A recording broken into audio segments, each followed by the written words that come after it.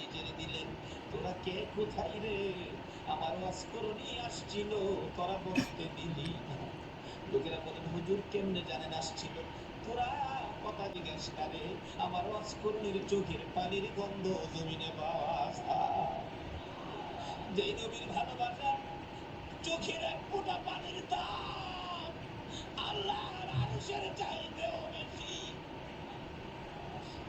যেই নবীর ভালোবাসা, একটা ফোঁটা চোখের পানি যদি কারো জমিনে পড়ে, তার জন্য জাহান্নামের আগুন হারাম হয়ে যায়। ওয়াজ করনি আসছিল, তোরা বসতে দিলি না। আমার ওয়াজ করনি চলে গেল। ওয়াজ করনি আর কোনদিন নবীর সাথে দেখা হয় নাই। যেদিন আমার নবী জগৎ ছেড়ে চলে যাবেন, মদিনার রওজা পাকে শুয়ে যাবেন, তার আগে আগে আবু বকর ওমর সাহাবীরা জড়ো হয়ে তাদের একটা আলোচনা শুরু হয়ে গেল। আমার নবী দুনিয়ার থেকে বিদায় হলেন। নবীজির জুব্বা মোবারক নিশ্চয়ই আবু বকর পাবে। আবু বকর আমার নবীকে বড় ভালোবাসতেন। আরেকজন বলেন না, আবু বকর পাবে না, সম্ভবত মেয়ের জামাই হযরতে আলী রাদিয়াল্লাহু তাআলা আনহু পাবেন।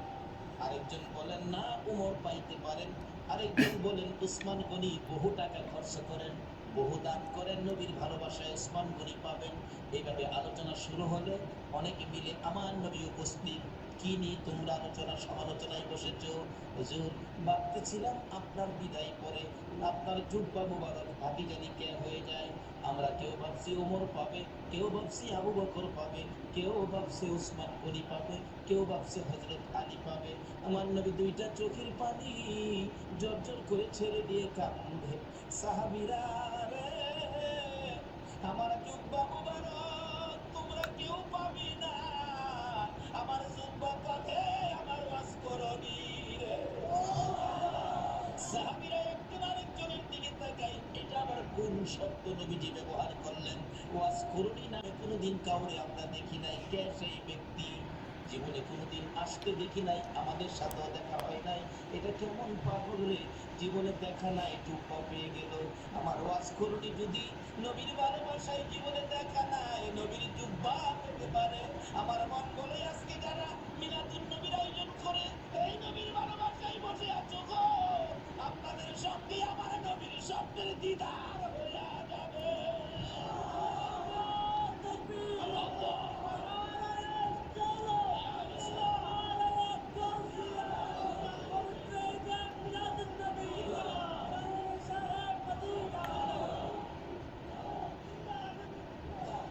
বাবারা ভাইয়েরা, হযরতে ওয়াজ করনির জন্য আমার নবী জুব্বা বাজেট করেছে না দেখে ভালোবাসায়। আমরাও তো না দেখে ভালোবাসায় বসে আছি। আজকে কি আমাদের নবী আমাদের জন্য একটা বাজেট কি নবী দিতে পারে না? নবী যে বাজেট করতে পারে এই বিশ্বাস কি আপনাদের আছে? এটা কি মানে? তাহলে আসেন, অনেক সময় আবার অন্যজনে প্রশ্ন করে বসবে এটার প্রমাণ কি নবী যে বাজেট দিতে পারে? বাস্তবে আসেন, একটা মদিনার ঘটনা। মদিনায় একটা নবীর আশিক ছিল। নবীর আশিকটা নবীজির রওজা পাকের পাশে বেড়ে থাকে, খায় না। মা মানুষে কয় তুই খাইতি না, মরে যাবি তো। কয় খাইতাম না। কেন খাইতি না? যে নবীর বাড়িতে আইছি, নবী যদি খাওয়ায় তাইলে আমি খাবো, না হয় মইরা যাবো, খাইতাম না। রোজার পাশে বেড়ে রয়েছে। নবীজি স্বপ্ন যুগে একদিন বললেন, এই পাগল, তুই যে পাগলামি করতেছস, আমি খাওয়াইলে খাইবি, এখন কি আমার চুলায় কি রান্না হয়? পাগল খয়, রান্না টান্না বুঝি না, আপনি খাওয়াইবেন খামো, না খাওয়াইলে মরে যাবে। কি করবো? নবীজি একদিন স্বপ্ন যুগে এসে দুইটা রুটি, নবী পাক স্বপ্নে দুইটা রুটি দিয়ে গেলেন। আচ্ছা বলুন, নবীজির স্বপ্ন কি স্বপ্ন না বাস্তব? বিশ্বাস করেন? তাইলে আপনি ইমানদার। যে নবীর ওই রকমের একজন ইমানদারের জন্য 10টা পৃথিবীর সমান একটা জান্নাতের বাজেট। নবীজির স্বপ্ন কি স্বপ্ন না বাস্তব? যদি কেউ নবীজিকে স্বপ্নে দেখে, কোনো সন্দেহ নাই, সরাসরি নবীকে দেখছেন। কারণ নবীর সুরত ইবলিস ধরার ক্ষমতা